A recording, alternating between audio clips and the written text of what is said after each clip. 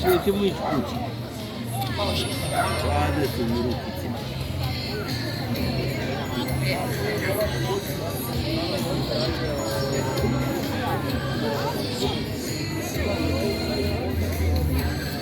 A vidi, oni.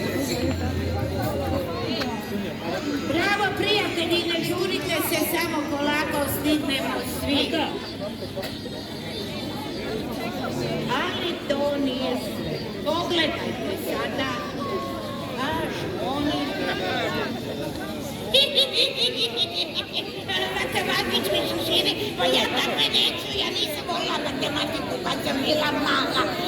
Pa neću, ali nek da sad dođu i prođu osnovna škola Nikole Andrića i matematički šeširi, da vidim šta na njima piše.